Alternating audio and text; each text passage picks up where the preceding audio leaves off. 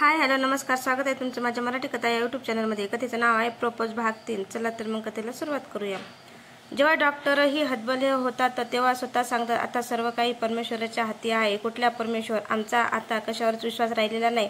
आमचं हसतं खेळतं सुखी कुटुंब आज मुलीचा जीव वाचवायला मागच्या 6 महिन्यापासून एका शहरातून दुसऱ्या शहरात फिरतंय। का त्याला द्या नाही येत?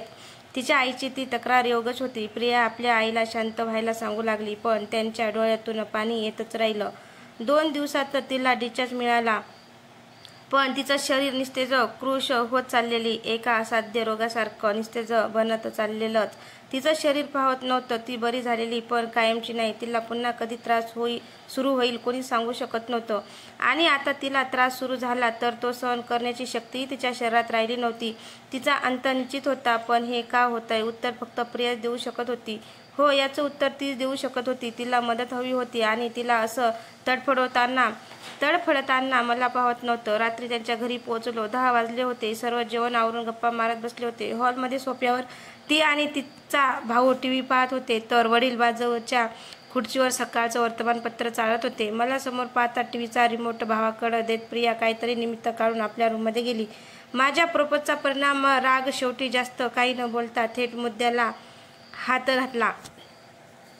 आई, एक विचारू का? हो विचार ना। मी काय विचारते हे सर्वच कुतूहलाने पाहू लागले। आई, इतके मोठमोठे डॉक्टर पुण्या मुंबईत आहेत, पण मग तुम्ही कोल्हापूरला कसे आलात? कारण इकडे निदान नाही झालं तर इथले लोक त्या मोठ्या शहरात जातात।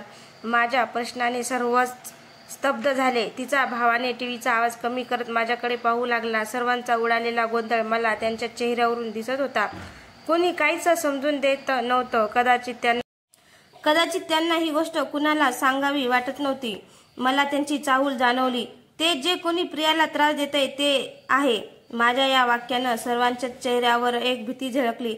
भिंतीकडेला उभी तिची आई मागे तोल गेल्यासारखी भिंतीचा आधार घेत खाली बसली। वडिलांनी हातातलं वर्तमानपत्र समोर टेबलावर ठेवत अस्वस्थपणे माझ्याकडे पाहू लागले। मला पाहून आपल्या रूममध्ये गेलेली प्रिया दरवाजा उघडून बाहेर आली। काय पाहिलंस तू? प्रिया रागात आणि कुतूहलानं विचारू लागली, पण तिच्याही चेहऱ्यावर भीती होतीच। एक विचित्र आकृती जी तुझ्या या अवस्थेला वेदनांना कारणीभूत आहे। माझं बोलणं ऐकताच प्रियानं आपल्या आईबाबांकडे पाहिलं। आता तरी विश्वास ठेवा माझ्यावर। तिच्या डोळ्यात पाणी आलं आणि बोलता बोलता रडत आपल्या आईजवळ बसली। तुम्ही सगळे मला वेड ठरवत होता, पण मी खरंच सांगते, मी वेडी नाही। हो ते आहे, काहीतरी बरळू नकोस। बाबांनी प्रियावर ओरडत माझ्याकडे पाहिलं। काय पाहिलंस? काय दिसलं तुला? प्रिया, तूच सांगितलं असशील याला। नाही, तिने काही नाही सांगितलं मला, आणि मी ते समजून घ्यायला आलोय। मी तिच्या बाबांना पाहत म्हणालो, जेव्हा जेव्हा प्रियाला त्रास झालाय तेव्हा एक काळी सावली तिच्या आजूबाजूला होती। याचा अर्थ ती फक्त प्रियालाच यातना देते। पण परवा त्या आकृतीनं माझ्यावरही हल्ला केला। प्रियाला तडफडताना पाहून एक विलक्षण आनंद त्या आकृतीला होत असल्यासारखं वाटत होतं। सर्वच माझ्या बोलण्यानं अवाक झाले। काही वेळ सर्वच गप्प होते। अधूनमधून प्रियाचं मुसमुसणं तेवढंच सुरू होतं। बाहेर रात्र गडद होत चाललेली आणि समोरच्या भिंतीवरच्या घड्याळाचे टिक टिक करणारे काटे संत गतीने पुढे सरकत होते। कदाचित तुम्हाला वाटत असेल मी तुमच्या खाजगी आयुष्यात जास्तच रस घेतोय, पण प्रियाच्या वेदना पाहवत नाहीत। रस्त्यात एखाद्या अनोळखी व्यक्तीचा अपघात झाला तरी पुढे जाऊन मदत करतो। मग प्रिया तर मी मागे दरवाजाकडे वळलो तसा मागून आवाज आला, प्लीज थांब। तिचा आवाज येताच मी मागे पाहिलं। ती आपल्या आईबाबांकडे पाहत बोलू लागली, आजवर सगळ्यांनी मला वेड ठरवलं। हाय एज्युकेटेड होते ना? हॅल्युसिनेशन? हो, हाच आजार झालाय म्हणाले होते ना तुमचे मोठे भाऊ? आणि मला कोल्हापूरला उपचारासाठी नव्हे तर मिरजच्या मेंटल हॉस्पिटलमध्ये भरती करायला आलो आहोत ना आपण? हो ना गाई? बोलताना तिला भरून आलं होतं। मी घरी परतलो। ती थोडं का असेना बोलली माझ्यासोबत। लाईट बंद करत अंथरुणावर पडलो। तोच व्हॉट्सअपवर मेसेज आला प्रियाचा, उद्या मी तुला सांगेन सगळं, क्लास सुटल्यावर भेटू। तिचा मेसेज वाचून थोडं बरं वाटलं। निदान ती या निमित्ताने तर 2 शब्द बोलेल। मी ड्युटीवर तब्येत बरी नसल्याचं सांगून बाहेर पडलो। तिची वाट पाहत ठरलेल्या ठिकाणी बसून होतो। तोच तलाव, प्रपोजवाला हमम निसर्गाने जमिनीवर हिरव्यागार गवताचा जणू गालीचा अथरला होता। त्यावर ठराविक अंतरावर बसलेली प्रेमी युगल कोणालाही हेवा वाटावी अशीच एकमेकांच्या हातात हात गुंफून चालणारे जोडपे। आयुष्यातली सर्वात मोठी श्रीमंत त्याकडे त्यांच्याकडे होती. आयुष्यातली सर्वात मोठी श्रीमंती त्यांच्याकडे होती. आपल्या आवडत्या व्यक्तीच्या रूपातच त्यांना पाहून आपण किती कमनशिबी आहोत याची जाणीव मात्र होत होती. संजू, कधीपासून तुला बोलावते मी? पाठीमागून आलेल्या प्रियाच्या आवाजानं अचानक त्या सुंदर कल्पनेतून बाहेर आलो. समोर दूरवर गोलाकार पसरलेल्या त्या तलावामधील त्या निळसर पाण्याकडे पाहताच म्हणालो, सॉरी, जरा वेगळ्याच विचारात होतो. बोलत तिच्याकडे पाहिलं, पण मागे कुणीच नव्हतं. ती आली नव्हती, पण माझ्या जवळून जाणाऱ्या प्रेमी उगलानं विचित्र नजरे माझ्याकडे पाहिलं आणि तशीच चालत पुढे गेले. पण ती अजून कशी आली नव्हती? 11ला भेटणार होती, 12 वाजून गेले. मी तिला कॉल लावला, पण नॉट रिचेबल. आणखी थोडा वेळ वाट पाहिली, पण शेवटी निराश मनानं परतलो. येताना तिच्या घरासमोरून आलो, बाईक स्टँडवर लावून आत आलो, पण अजूनही तिचा कॉल लागत नव्हता. प्रियाला कॉल करतोयस ना? माझ्या अस्वस्थ चेहऱ्यात पहाट पूजानं विचारलं. हो ग, काहीतरी महत्वाचं बोलायचं आहे म्हणाली होती. हे घे, माझ्याकडे कागद देत म्हणाली. तिला उपचारासाठी दुसऱ्या हॉस्पिटलमध्ये नेले. कदाचित ते पुन्हा आपल्या गावी नाशिकला गेलेत. काय? पण मला का नाही बोलली? ती सकाळी क्लासला जात होती, तेव्हाच एक व्हाईट व्हॅन आली होती. सगळे सोबत गेलेत. मी चिठ्ठी उघडून वाचू लागलो. सगळ्यांनी मला वेड ठरवलं आणि एक वेळ मला स्वतःलाही वाटलं की खरंच मी वेडी आहे. पण मी वेडी नाही रे. निदान तू तरी माझ्यावर विश्वास ठेवलास. थँक्यू. ती चिठ्ठी वाचली आणि शून्य झालो. नकळत डोळ्यात पाणी आलं. पण आता पुढं काय? ती परत तिच्या गावी गेली. आपली सारी दुःख, साऱ्या यातना एक भयान पोखरत जाणार आयुष्य घेऊन ती गेली. मला एकटं सोडून गेली ती. पण तिला जे सांगायचं होतं ते चिठ्ठीत लिहू शकत होती आणि चिठ्ठी लिहिण्यापेक्षा मेसेज करू शकत होती. बरोबर, कारण ती मला परका समजत होती. आपल्यामुळे दुसऱ्याला त्रास नको हेच म्हणाली होती ना. तसाच आपल्या रूममध्ये जाऊन बसलो, पण लक्ष लागेना. समोर काचेच्या कपाटात एका ग्रीन टीमध्ये पिन लावून उभा केलेला तो गुलाब दिसला. प्रपोजवाला गुलाब. त्यांच्यावरच तेच सुगंध, त्याच सौंदर्य कमी होत चाललेलं. तो पुन्हा ताजा टवटवीत नाही होणार आणि शेवटी तो नकळत बाहेर फेकला जाणार. जशी प्रिया आता वेड्याच्या हॉस्पिटलमध्ये झटकन उभा राहिलो. हो, ती म्हणाली होती घरचे सर्व तिला मेंटल हॉस्पिटलमध्ये भरती करायला आलेत आणि ते डॉक्टरही तेच म्हणाला होता. तो डॉक्टर भेटायलाच हवा. नमस्कार, आत येऊ का? मी कॅबिनचं दार उघडत विचारलं. हो, या ना, बसा. मला आत बोलवलं आणि आपल्या हातातले रिपोर्ट पाहू लागले. अगदीच छान. एसी केबिन होती. समोर टेबलवरच्या जाड आणि रुंद काचेवर हात ठेवून माझी नजर डॉक्टरांच्या खुर्चीमागच्या शरीररचनेच्या आकृतीवर स्थिरावली. काय साहित्य फिटिंग करतो परमेश्वर. बोल, काय मदत करू तुझी? रिपोर्ट खाली ठेवत म्हणाले. मला ओळखलं असेल तुम्ही? त्यांनी किंचित भुया आकसून पाहत आणि डोळ्यावरचा चष्मा काढत टेबलावर ठेवला. हो, ओळखलं ना. त्या वेड्या मुलीचा मित्र ना. तिला वेडी कशावरून ठरवलं? नमस्कार, आत येऊ का? मी कॅबिनचं दार उघडत विचारलं. हो, या ना, बसा. मला आत बोलवलं आणि आपल्या हातातले रिपोर्ट पाहू लागले. अगदीच छान. अशी कॅबिन होती. समोर टेबलवरच्या जाड आणि रुंद काचेवर हात ठेवत माझी नजर डॉक्टरांच्या खुर्चीमागच्या शरीररचनेच्या आकृतीवर स्थिरावली. काय साहित्य फिटिंग करतो परमेश्वर. बोल, काय मदत करू तुझी? रिपोर्ट खाली ठेवत म्हणाले. मला ओळखलं असेल तुम्ही? त्यांनी किंचित भुया आकसून पाहत आणि डोळ्यावरचा चष्मा काढत टेबलावर ठेवला. हो, ओळखलं ना. त्या वेड्या मुलीचा मित्र आहे ना तू? तिला वेडी कशावरून ठरवलं? तिला मरण्या यातना होतात. अंग जळाल्यासारखं वेदनेने ती तडफडते. पण तिच्या सर्व चाचण्या केल्या, सर्व नॉर्मल. म्हणजे तुम्ही एखाद्या आजाराचं निदान करू शकला नाही तर तो पेशंट वेडा ठरतो, असंच ना. एकदा 3 एका कर्मचाऱ्यावर हल्ला केला होता आणि स्वतःच्या भावावरही. अशा पेशंटची जागा मेंटल हॉस्पिटलच आहे. पण हे तिच्याकडून कुणीतरी करून घेत असेल तर? तुला काय म्हणायचं आहे? ते जरा रागातच म्हणाले. ती वेडी नाही. ती जे भोगते ते दिसत नाही, पण तिला त्या वेदना होतात आणि ते खरं आहे. हो, म्हणजे भूत लूक मिस्टर संजय. हा, संजय. या फालतू गोष्टीवर मी विश्वास ठेवत नाही. मेडिकल सायन्स किती प्रगत झालंय आणि तुम्ही आजची पिढी या मूर्ख गोष्टीवर विश्वास ठेवताय. सर, तुमच्या मागे जे शरीरांच्या आतल्या रचनेत मॉडेल लावलंय, कधी त्याला नीट पाहिलं? हो, अगदी व्यवस्थित. त्यातच स्टॉप केलाय. मला सांगा, किडनी कुठं असते? Heart, liver, neck bone, brain? Doctor एका प्रश्नाचं उत्तर देऊन भयंकर संतापले. संजय, नेमकं काय म्हणायचं आहे तुला? सर, तुम्ही संपूर्ण शरीराचा अभ्यास केलाय. पण मग या शरीराला उभं करणारा आत्मा नेमका कुठं असतो हे सांगू शकाल? खूप सारे कृत्रिम अवयव मेडिकल सायन्सने तयार केलेत, पण तुम्ही कृत्रिम आत्मा तयार करू शकाल? जो माणूस मेल्यानंतर त्यांच्या शरीरात घातल्यावर तो पुन्हा जिवंत होईल. डॉक्टर अवाक होऊन माझ्याकडे पाहत होते. आणि हो सर, प्रिया वेडी नाही. माझ्याकडे पाहत त्यांनी एक कार्ड काचेच्या टेबलावरून पुढे सरकवलं. मी ते कार्ड उचलून पाहत वरच्या खिशात घातलं. आय एम सॉरी सर, जर तुम्हाला राग आला असेल तर. एवढं बोलून मी बाहेर पडू लागलो. ते मात्र विचार करत त्या शरीर रचनेच्या आकृतीकडे पाहत राहिले.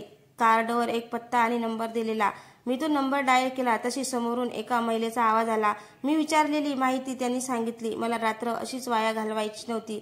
घरी परतलो आणि किरकोळ साहित्य बॅगेत भरलं. पूजा बाहेरगावी जातोय, उद्या येईल. मिरजच्या हॉस्पिटलमध्ये नव्हते गेले. कोल्हापूरजवळ एक मोठे मानसोपचार तज्ज्ञ होते. गाडी त्या दिशेने धावत होती. तशी रात्री आणखी गडद होत असल्यासारखं वाटू लागलं. थंडीच्या दिवसात नितळ चांदणं ओढून येणारी रात्र आज काळोखानं माखली होती. जणू काळ्याकुट्ट अजगरासारख्या सावल्या त्या आकाशातील चांदण्या गिळकृत करत पुढे सरकत होत्या. रात्रीचा गार वारा अंगाला झोंबत होता, पण वेग कमी करून चालणार नव्हतं. प्रत्येक क्षणाला मनावर एखाद दडपण होत. कदाचित मी या सर्वातून दूर राहावं असा प्रत्यक्ष संकेतच येत होता. रात्र बरीच झालेली. साधारण 11 वाजलेले. ते हॉस्पिटल समोर दिसत होतं. अगदी मनुष्य वस्तीपासून दूरच, बरंच लांब, जसं हायस्कूल असावं. समोर लोखंडी गेट आणि 5-6 फुटाची भिंत. गाडी बाजूला घेत चालत गेटजवळ बनवलेल्या छोट्या खोलीशी आलो. दुसऱ्या मजल्यावरील काही खिडक्या बंद दिसत होत्या, तर तिथं डाव्या बाजूला लोखंडी ग्रिल लावलेल्या उघड्या खिडकीतून किंचित प्रकाश येत होता. त्यातून डोकावणारी एक मानवी आकृती माझ्याकडे पाहत असल्याचं जाणवलं. त्या बंद गेट मागूनच वॉचमॅनला हाक दिली तसं बाजूच्या कट्ट्याजवळून चालत डोक्याला मफलर गुंडाळलेला एक वयस्कर व्यक्ती समोर आली. साधारण साठी ओलांडलेली असेल, सावळा रंग, किंचित बसक नाक, सूर कुतलेल्या चेहऱ्यावर पांढरी खुरटी दाढी दिसत होती. मला आणि मागे लावलेल्या बाईकला पाहू लागला. कोण पाहिजे? मला बघताच त्यांनी प्रश्न केला. डॉक्टर साहेबांना भेटायचं आहे का? सकाळी या. मेन डॉक्टर सकाळीच भेटणार. सर, खरं तर मला एका पेशंटला भेटायचं आहे. आज सकाळी आणलंय. मी चेहरा केविलवाना करत म्हणालो. आता भेटायला परवानगी नाही बाळा, उद्या ये. शेवटी त्याच्या हातपाया पडून आज जायची परवानगी घेतली. तिथं काम करणाऱ्या एका मावशीसमोर हात जोडले. फक्तच 5 मिनिटं. त्यांनी मला एका रूमकडे नेलं. स्त्री विभाग होता. बराच गोंगाट माजलेला. कोण जोरजोरात रडत होतं, तर कोणी किंचाळत होतं. कोण गाढ झोपलेलं, तर कोणी नुसतंच किलकिल्ल्या डोळ्यांनी आजूबाजूला पाहत होतं. अशीच एक रूम दिसली. दरवाजावर लावलेल्या काचेतून आत पाहिलं आणि खळखळ डोळ्यात पाणी आलं. पांढरट रंगाचा गाऊन अंगात घातलेला, सारं शरीर गोळा करून तीच मुसमुसनं रडणं सुरू होतं. प्रिया, माझा आवाज ऐकताच तिनं झटकन वर पाहिलं. वृक्ष मोकळ्या केसांना चेहऱ्यावरून बाजूला करत त्या छोट्याशा बेडवरून ती उठून बसली. मला समोर पाहून तिला अश्रू आवरेनासे झाले. बेडवरून खाली उतरून चालत पुढे आली. रडून डोळे लाल झालेले. माझ्यासमोर हात जोडून ती फक्त रडत होती, पण निराशेन भरलेल्या तिच्या चेहऱ्यावर एक समाधान दिसत होतं. चल रे, खूप झाला इमोशनल ड्रामा. सकाळी ये. मावशी, सकाळपर्यंत मी जिवंत राहीन की नाही माहीत नाही हो. थोडा वेळ बोलतो आम्ही, प्रियानं विनवणी केली. तशात त्या मावशीने हातातला टॉर्चचा प्रकाश तिच्या चेहऱ्यावर पाडत म्हणाल्या, तुला आम्ही मरू देत नाही. मावशीचे शब्द कानावर पडले तसं मी प्रियाकडे पाहिले. हातानेच खुणा केली. काळजी नको करूस, मी आहे तुझ्यासोबत. तिलाही खूप बरं वाटलं आणि माझी नजर तिच्या मागील खिडकीवर गेली. त्या खिडकीच्या पलीकडे कोणीतरी उभं होतं. कदाचित पलीकडं दुसरी रूम असावी. हा महिलाचा वार्ड आहे ना? शंका वाटली म्हणून मी त्या मावशीला विचारलं. हो, फक्त स्त्रिया मुली आहेत तिथं. मग पलीकडच्या रूममध्ये तो मुलगा काय करतोय? तसं प्रिया मागं पाहू लागली. पण तोवर तो मुलगा तिथून गेला होता. तिथं मुलगाच काय, पण कोणाची सावली पण पडू शकत नाही. ती मावशी जरा अति आत्मविश्वासू वाटली. हो का? ते कसं? सांगते. प्रिया, ती खिडकी उघड. मावशीचा आदेश येताच प्रिया माझ्याकडं थोडं भयभीत नजरेने पाहत खिडकीच्या दिशेने चालू लागली. मावशी मात्र भलत्याच आत्मविश्वासात होती. खिडकीपाशी पोचल्यावर तिनं फिरून आमच्याकडे पाहिलं. काही नाही होणार, उगाच कशाला घाबरतेस? मावशीच्या आवाजात थोडा राग होता, जशा त्या खेकसत होत्या. प्रियानं खिडकीची कडी सटकन खाली खेचली आणि कुई आवाज करत ती खिडकी उघडली आणि मी समजून गेलो की पलीकडे रूम नाही, तर हीच शेवटची रूम होती. दुसऱ्या मजल्यावरची आणखी एक लक्षात आलं की आत येताना खिडकीत दिसलेली आकृती याच रूममध्ये होती. प्रिया, जाऊ दे, मला भास झाला असेल. पण ती खिडकीमध्ये पाठमोरी उभी शांतपणे बाहेर पाहत होती. मी पुन्हा हाक दिली, पण काहीच प्रतिसाद येईना. तोच एक थंड हवेचा झोका खिडकीतून आत शिरला तसा सर्क रंगावर काटा आला. प्रिया म्हणून मी जोरात ओरडले तशी ती खिडकी जवळून मागे सरकली आणि पुन्हा घाईघाईने खिडकी बंद करून धावत दरवाजाकडे आली. तो मला ठार मारून टाकणार. मला इथून बाहेर काढा प्लीज. ती आमच्या समोर भीतीनं रडू लागली. कोण तो? कोण मारणार तुला? तो माझ्यावर प्रेम करायचा.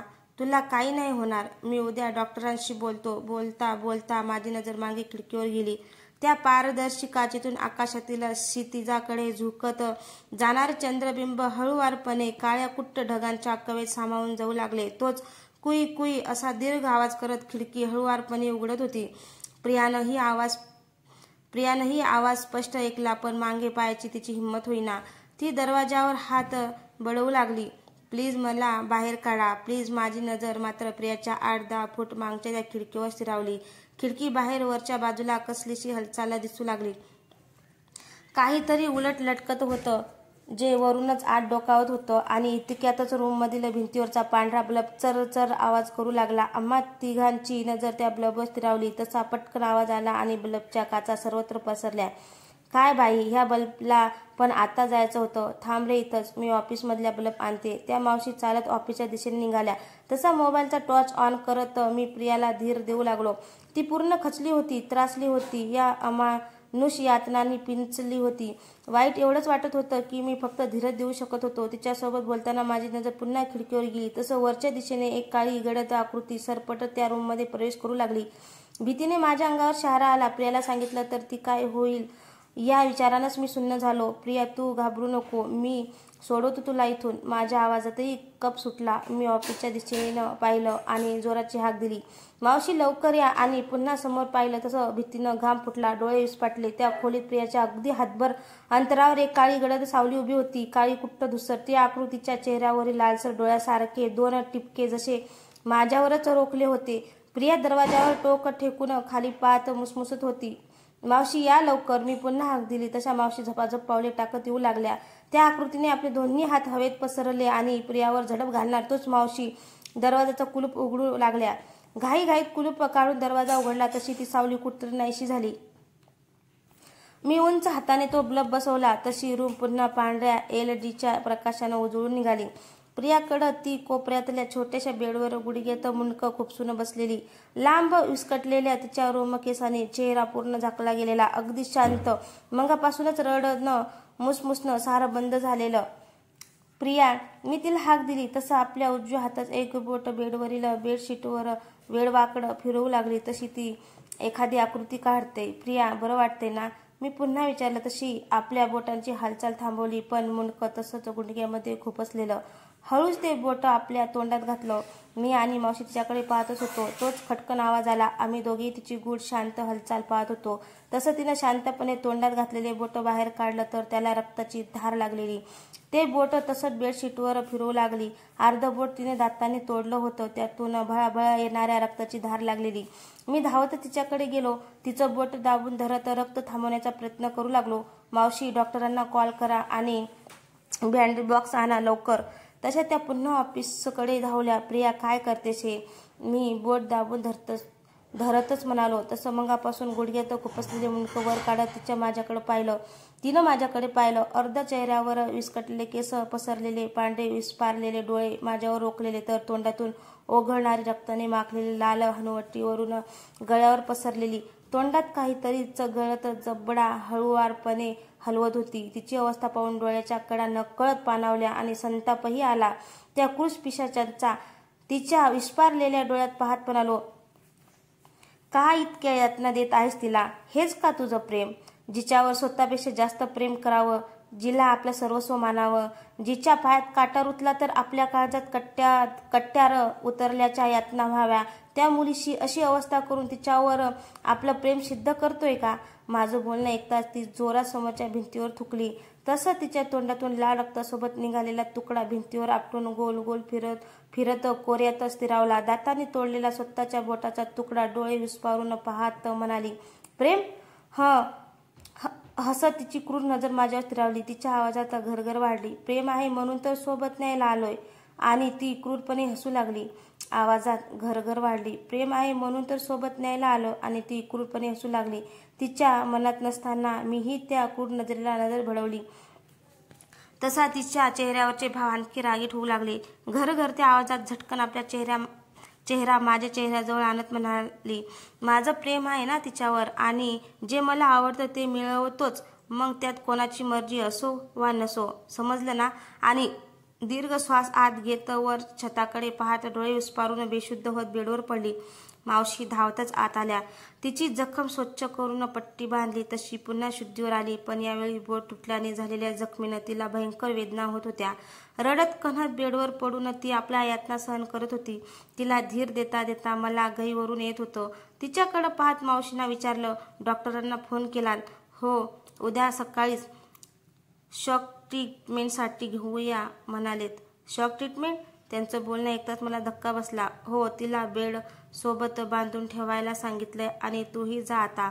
तशी त्यांनी सोबत आणलेली इलेक्ट्रिकची पट्टी बाहेर काढली. मी प्रियाकडे पाहिलं. हतबल असहाय्यपणे डोळ्यातून गळागळा अश्रू येत होते. आपल्या जखमी हात एका हाताने दाबून धरत मला म्हणाली, संजू जा तू. जे नशिबी लिहिलंय ते भोगायलाच हवं. तू वाईट वाटून घेऊ नको. ती हुंदके देऊन रडू लागली. तशा हातातल्या बेल्ट घेऊन मावशी पुढे आल्या. मावशी प्लीज, ती भोगते त्या यातनाही खूप आहेत. आणखी त्या जीवाला देऊ नका. आणखी यातना त्या जीवाला देऊ नका. प्लीज थोडा वेळ द्या तिला. या अवस्थेत सोडून जायची हिंमत होत नाही हो. मी हात जोडून विनंती करत होतो. तशा आम्हा दोघांकडे पाहत त्या म्हणाल्या, प्रेम करतोस तिच्यावर? नाही, मित्र आहे फक्त. दिसतंय ते. जखम झाली तिला आणि त्रास होतोय तुला. ठीक आहे, मी आहे बाहेर. बोलून त्या बाहेर पडल्या. तसं मी प्रियाकडे पाहिलं. घाबरू नकोस, काहीतरी उपाय शोधेन मी. माझ्या बोलण्याचा काहीच फरक तिच्यावर पडला नाही. कदाचित तिला आपला शेवट दिसला होता. कारण त्या खोलीत आमच्या व्यतिरिक्त कोणीतरी होतं जे प्रियाला असं तळमळताना पाहून खुश होतं. त्याच्या खदखदण्याचा मंद आवाज या भिंतीमध्ये घुमू लागला. उद्या सकाळी पौर्णिमा संपण्याआधी तो तिला सोबत नेईल. प्रियाच्या रूमसमोरच्या एका अंधाऱ्या खोलीतून कुण्या वयस्कर स्त्रीचा आवाज आला. ए काळ्या जिभेचे, तोंड बंद कर, नाहीतर उद्या तुला पण करंट देईल. आपल्या खुर्चीवरून मावशी तिच्यावर खेचल्या. माझी नजर त्या आवाजाच्या दिशेला स्थिरावली. आपली जखम दाबून धरत प्रिया बेडवरून उठली आणि दरवाज्यातून दिसणाऱ्या त्या खोलीकडे पाहू लागली. त्या खोलीच्या गडद काळोखानं माखलेल्या कोपऱ्यातून कोणीतरी सावकाश पुढे चालत आलं आणि बाहेरच्या बल्बच्या किंचित प्रकाशात तिचा चेहरा दिसला. 1.60-65 पार केलेली वयस्कर स्त्री समोर होती. केस बरेच पांढरे पडलेले. तिच्या चेहऱ्यावरची पांढरी सुरकुतलेली त्वचा हाडांच्या कवटीला चिकटलेल्या कागदाप्रमाणे वाटत होती. इतकी बारीक ती म्हातारी. लांब पोपटांच्या चोचीसारखं नाक, डोळ्यावरच्या चष्म्याची एका बाजूची काच फुटल्याने कोष्ट्यांच्या जाळ्यासारखी दिसत होती. सुरकुतलेल्या चेहऱ्यावर किंचित हसू पसरताच तोंडातल्या बोळक्यातले 2-3 दात पडलेल्या लक्षात आलं. तुम्ही कोण आणि काय बोलताय? मी जरा रागातच म्हणालो. तसा बाजूच्या खुर्चीवर डुलकी घेत बसलेल्या मावशी म्हणाल्या, ती सुजाता आहे. तिला क्रूर भटकणारे आत्मे दिसतात म्हणे. आम्हालाच का ही भूत दिसत नाही काय माहिती. काय काय नमुने या हॉस्पिटलमध्ये भरती होतात. आणि पुन्हा खुर्चीवर डुलकी घेऊ लागल्या. जरा स्पष्ट सांगा, मी दबक्या स्वरात म्हणालो. तो हिला आपल्यासोबत न्यायला आलाय. सुजातांचा गंभीर आवाज आमच्या दोघांच्या काळजातला उरला धीर संपवत चालला. तिला अशाच यातना देऊन पौर्णिमेला लागलेलं ग्रहण संपण्याआधी ठार करेल. तिचा आत्मा शरीरातून बाहेर पडताच त्या आत्म्यावर कब्जा करेल आणि मग एका गुलामाप्रमाणे यातना देत राहिलं. वर्षानुवर्ष एक क्रूर लिंगपिसाट नराधम शेवटी हेच करू शकतो. हे सगळं तुम्हाला कसं माहिती? त्यांच्या क्रूरपणाबद्दल प्रिया आचार्याने विचारू लागली. तसं त्यांच्या चेहऱ्यावर गुढ हास्य पसरलं. त्याचा आत्मा तुझ्या भोवतीच घुटमळतोय. अखंड बडबड करत या रात्रीच्या आधी तुझा अंत होईल हे सांगतोय. त्या क्लिष्ट हास्यानंतर सुजाता एकदम शांत गंभीर आवाजात म्हणाल्या, त्यानं प्रपोज केलंय ना तुला. तुझं शरीर हवं होतं त्याला, पण त्याला नकार ऐकण्याची सवय नव्हती आणि आपली झाली नाही म्हणून तिला नकर यातनेने तडफवण्याची वेळ आणणारा क्रूरच असतो आणि तो लिंग पिसाट आहे हे तुला चांगलंच माहीत आहे. सुजाता बोलता बोलता थांबल्या. त्यांचं बोलणं ऐकून प्रिया हादरून गेली. मी आता काही क्षणाची सोबती आहे रे, पण तुला सगळं सांगते. मी प्रियाकडं प्रश्नार्थी नजरेने पाहत होतो. हे वयच असं असतं ना, आपल्या मित्रमैत्रिणींसोबत वेळ घालवायचा, दंगामस्ती, आयुष्य मनमुरादपणे जगायचं. बोलता बोलता प्रियानं माझ्याकडे पाहिलं. पण सगळंच मनासारखं होत नाही ना. ती मागे फिरून आपल्या बेडवर बसत शून्यात पाहत म्हणाली, संजय संजय नावाचा मुलगा माझ्या लाईफमध्ये आला आणि असंच सारं जग बदलून गेलं. मी कॉलेजच्या ब्युटी कॉन्टेस्ट जिंकली तेव्हा तो आपल्या नगरसेविका आईसोबत गेस्ट हाऊसला आलेला. उंच देखणा, त्यांच्या फिट्ट कपड्यातून पिळदार शरीर स्पष्ट जाणवायचं. स्ट्रेस, काळेभोर केस, खुरटी कोरलेली दाढी. कुठलीही मुलगी सहज अट्रॅक्ट व्हावी असाच तो मुलगा. पाहतच माझ्या प्रेमात पडला. खूपच उत्ताविळ स्वभावाचा. एका दिवसात माझा मित्र बनला आणि 2 दिवसांनी मला प्रपोज केलं. प्रिया अगदी शांतपणे बोलत होती. मग काय झालं? तशी माझ्याकडे पाहत म्हणाली. मी नाही म्हणाले, कारण मी त्याला नीट ओळखतही नव्हते आणि तिथंच माझं आयुष्य बदलून गेलं. त्यानं माझा पाठलाग सुरू केला. एकदा काही गुंडांनी माझी छेड काढली तेव्हा त्यानंच मला वाचवलं. पण नंतर समजलं की ते त्यांचेच मित्र होते. मला आपल्या जाळ्यात खेचण्याचा प्लॅन होता. मी नाही बोलते हे त्याच्या पचनी पडेना.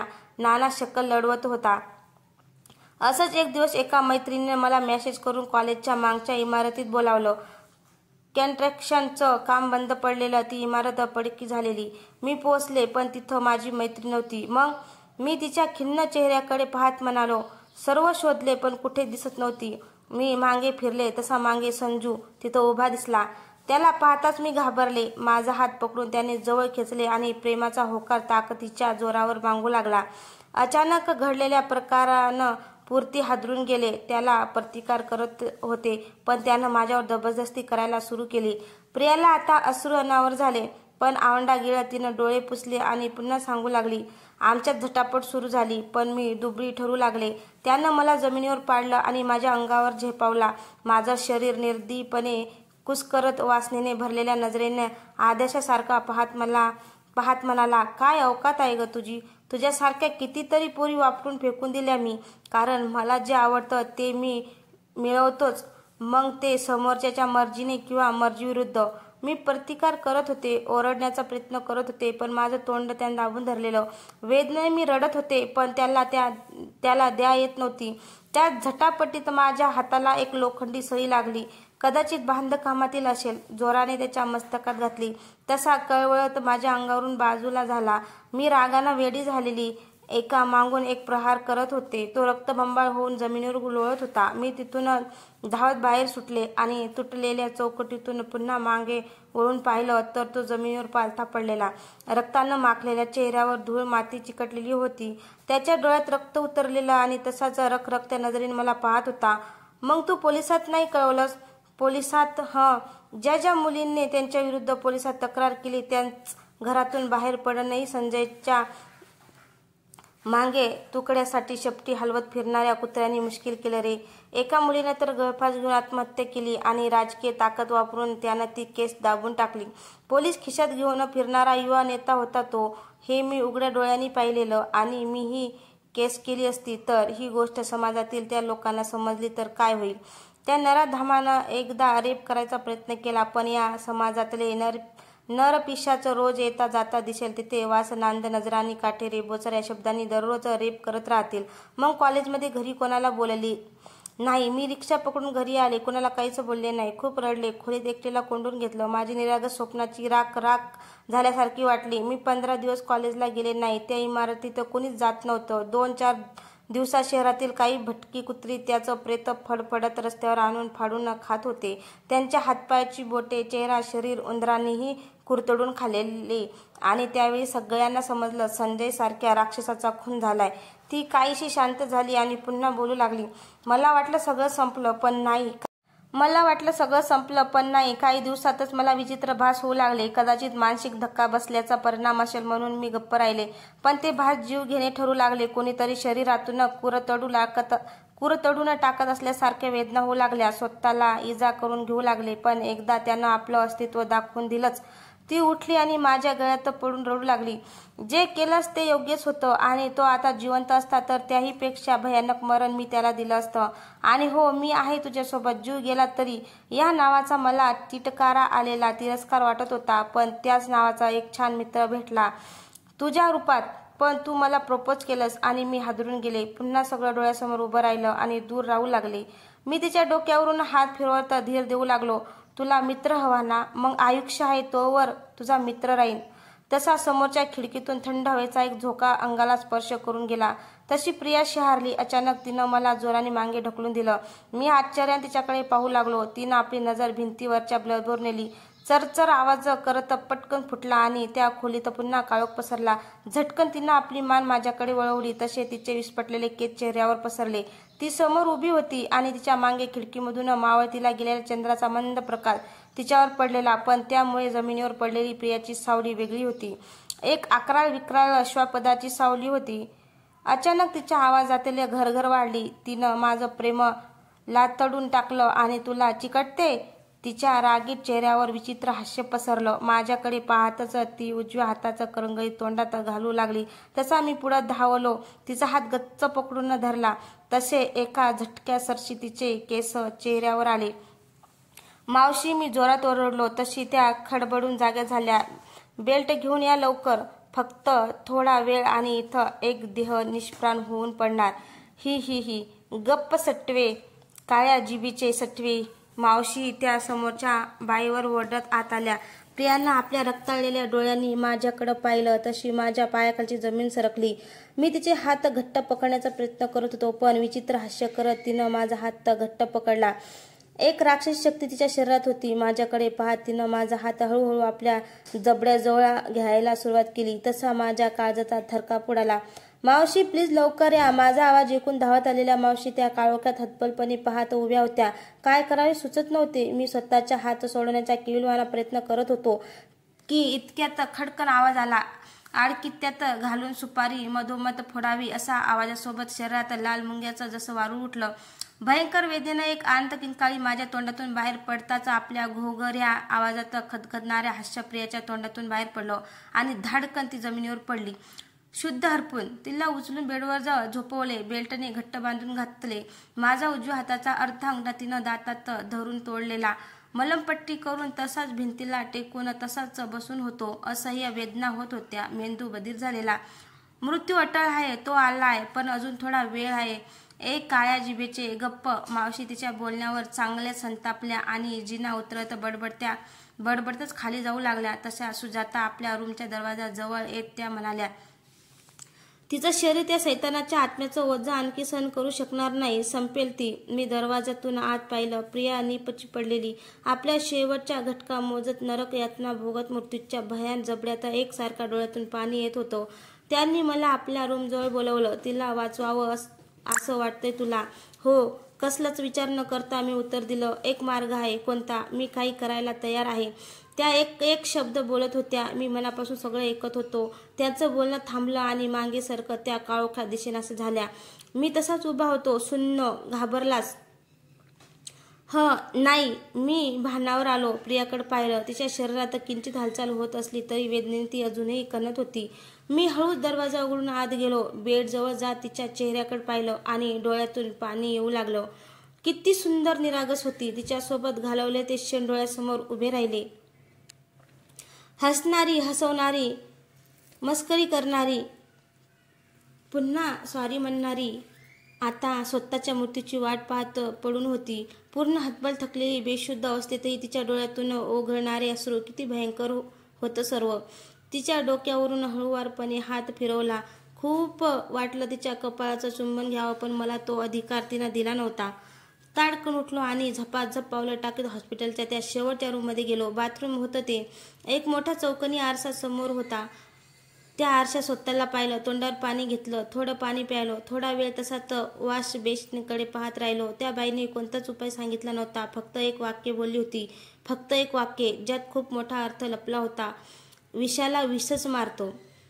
खिशातला धारदार चाकू बाहेर काढला आणि समोर आरशात पाहिलं. खिशातून मोबाईल काढला. हे घटनाशास्त्र तुमच्यासमोर कथन करतोय. तुटलेल्या अंगठ्यावरची पट्टी काढताना भयंकर वेदना होत आहेत. रक्ताची धार लागली. त्याच रक्तानं आरशावर 3 शब्द लिहिले. I love you. तिसरा शब्द लिहिण्याइतपत वेळ नाही माझ्याकडे. एक धुसर काळी कुट्ट आकृती बाथरूमच्या उजव्या कोपऱ्यात उमटताना दिसते. मी रखरखत्या डोळ्यांनी त्या आकृतीकडे पाहतोय. ती आज तुझ्या विळख्यातून मुक्त होईल. बाहेर बघ. सूर्य रात्र संपवायला येतोय आणि मी तुझं अस्तित्व संपवायला. त्या आकृतीनं आपला जबडा पसरला आणि माझ्यावर झेपावणार तोच मी तो चाकू उजव्या हाताने घट्ट पकडून स्वतःच्या गळ्यावर ठेवला. डोळे बंद केले तसा प्रियाचा निरागस चेहरा काळजावर उमटला आणि युवकाचे शब्द संपताचा खसखस आवाज आला आणि काही वेळ बाथरूमच्या फरशीवर तडफडणारा आवाज रेकॉर्ड झालेला. तो मेसेज बंद करत इन्स्पेक्टर शांतपणे उभे राहिले आणि मोबाईल एका प्लॅस्टिकच्या पिशवीत घालून फोरेन्सिक लॅबला पाठवायला हवालदाराकडे दिला. या ऑडिओ क्लिपवरून तर वाटतं की या मुलानं आत्महत्या केली. प्रेत आधी कोणी पाहिलं? साहेब, हे बाथरूम खराब आहे म्हणून इकडं कोणी येत नाही. मी दुपारी सफाई करायला आले तेव्हा दिसलं. आणि ती मुलगी, तिला रात्रभर वेड्याचा झटका देतच होतं, पण आज सकाळी तिच्या रूमच्या खिडकीची काच फुटल्याचा आवाज आला म्हणून आम्ही येऊन पाहिलं तर हळूहळू शुद्धीवर येऊ लागलेली. अंगातला अशक्तपणा हळूहळू नाहीसा होऊ लागला. त्यानंतर बराच वेळ यालाच फोन करत होती पण लागत नव्हता. मग आपल्या घरी फोन केला आणि पण तिला आम्ही सांगितलं नाही अजून. अरे, आत्ता आली होती, इथं दरवाजा शेजारी होती. मावशी आश्चर्याने आजूबाजूला पाहू लागल्या. इन्स्पेक्टर मावशीकडे पाहत म्हणाले, ठीक आहे, तिची चौकशी करावी लागेल. इतक्यात खिडकी पलीकडून काहीतरी खाली पडल्यासारखे दिसले. बाहेर गोंधळ माजला. साहेब, पोलीस हवालदार धावत आले. काय झालं शिंदे साहेब? एका मुलीने टेरेसवरून उडी मारली. काय? प्रिया, मावशी जोरात किंचाळल्या तसे सर्व धावत बाहेर पडले. इमारतीच्या बाहेरील पटांगणात ती खाली जमिनीवर पडलेली, डोक्यावरचे केस जमिनीवर विस्फाटलेले. इन्स्पेक्टर साहेब धावत तिच्या जवळ जात तिच्या हाताची नाडी पाहत ओरडले, जिवंत आहे. गाडी घ्या फास्ट. 2 दिवसांनी साधारण 25 ते 30 फूट उंची असेल. एवढ्या उंचीवरून पडूनही तिला काहीच लागलेले नाही. आश्चर्य आहे. डॉक्टर इन्स्पेक्टरांशी बोलतच प्रियांच्या रूमकडे निघाले. खूप काही आश्चर्यकारच घडत चाललंय. बाहेर मीडियानं तर तिची स्टोरी फ्रंट पेजवर छापली. दोघे बोलत रूममध्ये आले. हॅलो, कशा आहात? प्रियानं हळुवारपणे डोळे उघडले, साहेबांकडे पाहिले. बाजूला बसलेली तिची आई आणि बाबा उठून उभे राहिले. त्यांना बसायला सांगत इन्स्पेक्टर प्रियासोबत बोलू लागले. तुझ्या हातून स्वतःची इज्जत वाचवताना एक खून झाला. त्या नराधमाला वेळीच वचक बसवली असती तरी सर्व घडलंच नसतं, पण कायद्याप्रमाणे तुला अटक करावं लागणार. प्रियाच्या डोळ्यात पाणी आलं. परवा नाही साहेब, पण माझ्यावर मनापासून प्रेम करणारा कायमचा मला एकटं सोडून गेला, हे सहन होत नाही. प्रियाला अश्रू अनावर झाले. एकत्या तिच्या रूममध्ये तिच्या कॉलेजचे काही मित्रमैत्रिणी आल्या. सोबत आणलेला बुके प्रियाकडे देत तिची मैत्रीण बोलू लागली, प्रिया, फक्त आपल्या शहरात नाही, अख्ख्या महाराष्ट्रात तुझं नाव गाजतंय. तू केलंस त्याबद्दल प्रत्येकजण तुझं कौतुक करते. प्रत्येक मुलीनं संजय सारख्या नराधमांना वेळीच ठेचलं पाहिजे म्हणून वर्तमानपत्राच्या पहिल्या पानावर लेख येत आहेत, डिबेट होते, गावागावात चर्चा होते. आणि हो, त्या नराधमांना पाठीशी घालणाऱ्या पोलीस अधिकाऱ्यांनाही सरकारनं सस्पेंड केलंय. एका मित्रानं बोलतच खिडकीचा पडदा बाजूला केला. प्रिया, बाहेर तर बघ. तिनं आपल्या दुसऱ्या मजल्यावरील खिडकीतून बाहेर पाहिलं तर खाली संपूर्ण कॉलेज तिच्यासाठी रस्त्यावर उतरलेलं. त्या जमावाकडे पाहताना तिच्या डोळ्यातून घळाघळ पाणी येऊ लागलं. मनात त्याचा विचार येताच तिनं डोळे बंद केले आणि सारं काही क्षणात थांबल्यासारखं वाटलं. कसलाच आवाज गोंगाट नव्हता. अगदी सुगत शांतता पसरलेली. इतक्या समोर शुभ्र प्रकाशातून उमटणारी एक धूसर आकृती ती न्याहाळू लागली. ती आकृती स्पष्ट झाली तशा तिच्या चेहऱ्यावर समाधानाचं हास्य पसरलं. त्याला पाहतच धावत त्याच्याकडे जाऊ लागली. प्रिया, समोर तो उभा तिला साथ घालत होता. त्याच्या गालावर हलकी चपाट मारत रडत त्यांच्या गळ्यात पडली. मलाही तुझ्यासोबत यायचं होतं, का मला वाचवलंस? प्रिया त्याच्याकडे तक्रार करत होती. मित्र मानतेस ना मला, मग आपल्या मैत्रिणीसाठी मी एवढंही करू नये? माफ कर रे, मला प्रेम नाही समजू शकले. तुला गमावलं रे मी. गालावरून ओघळणारे तिचे अश्रू स्वच्छ करत त्यानं तिच्या डोक्यावरून हलकेच हात फिरवला. प्रेम म्हणजे काय हे मलाही नाही माहिती, पण तुझ्या डोळ्यात पाणी मला कधी पाहवलं नाही. आता मी तुझ्या या सुंदर आयुष्यात नाही, पण तुझ्यासोबत घालवलेला प्रत्येक क्षण आयुष्यानंतरही माझ्यासोबत आहे. माझ्या आत्म्याला तेवढं समाधान नक्कीच आहे. एवढं बोलून त्याची आकृती तिच्यापासून दूर दूर जाऊ लागली. प्लीज थांब रे, मला असं एकटं नको रे सोडू.